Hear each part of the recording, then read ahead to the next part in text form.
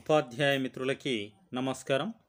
ఈరోజు మనం ఈ వీడియోలో అపార్ ఐడి క్రియేట్ కానటువంటి విద్యార్థులకు ఏం చేయాలో ఐఎస్ఎంఎస్ తెలంగాణ వెబ్సైట్లో అవి వివరంగా ఇప్పుడైతే మనం తెలుసుకుందాం. ముందుగా మనం ఐఎస్ఎంఎస్ తెలంగాణ అనేటువంటి వెబ్సైట్ ఏదైనా ఒక బ్రౌజర్లో ఓపెన్ చేయాలి. చేసిన తర్వాత మొదటగా మనకి ఈ విధంగా వస్తుంది. ఇక్కడ ISMS telangana.gov.in అనేటువంటి వెబ్సైట్ పై క్లిక్ చేసినట్లయితే మనం ఈ విధంగా వెబ్సైట్లోకి వెళ్ళడం అనేది జరుగుతుంది. ఇందులో మనకి పై భాగంలో 2 వరుసలు ఉంటాయి. ఆ 2 వరుసల్లో లాగిన్ అనేటువంటిది 2వ వరుసలో ఉంటుంది. దానిపై క్లిక్ చేయాలి. చేసిన తర్వాత మనకి 3 ఆప్షన్స్ అయితే రావడం అనేది జరుగుతుంది. అవి ఒకటి యూడైస్ లాగిన్ అని, రెండవది CCE లాగిన్ అని, మూడవది అదర్ లాగిన్స్ అనే దాని మీద మనం క్లిక్ చేయాలి.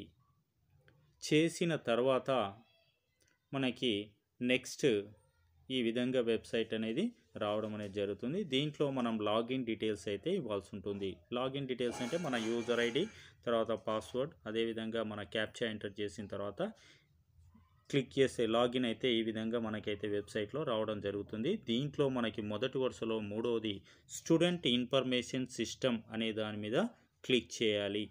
చేశాక మనకి లోపలికి వెళ్ళిపోతాం. దాంట్లో ఈ విధంగా మనకి అన్నీ ఓపెన్ అవుతుంది. దీంట్లో సర్వీసెస్ అనే దాని మీద క్లిక్ చేసి 4వ ఆప్షన్ అయినటువంటి రీజన్ ఫర్ అపార్ పెండింగ్ అనే దాని మీద క్లిక్ చేయాలి. ఈ విధంగా చేయడం ద్వారా మనం ఈ అపార్ ఐడి ఎందుకు జనరేట్ కాలేదో రీజన్ మనం ఎంటర్ చేయగలుగుతాము.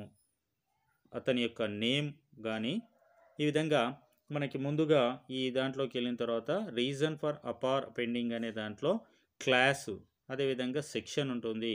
ఈ రెండు మనం సెలెక్ట్ చేసుకోవాలి. ఏ క్లాస్లో మనం పెండింగ్లో ఉన్నాయో అది వాటిని ఆ క్లాస్ని సెలెక్ట్ చేసుకోవాలి. అదేవిధంగా ఏ సెక్షనా బి సెక్షనా ఇతరత్ర సెక్షన్స్ ఉంటే దాన్ని సెలెక్ట్ చేసుకుని సబ్మిట్ మీద మనం క్లిక్ చేసిన తర్వాత మనం ఫర్దర్గా నెక్స్ట్ ఈ విధంగా ఓపెన్ అవుతుంది. దీంట్లో మనకి స్టూడెంట్ ఐడి ఉంటుంది, అదేవిధంగా పెన్ నెంబర్ ఉంటుంది, నేము, ఫాదర్ నేమ్ ఈ విధంగా ఉంటుంది.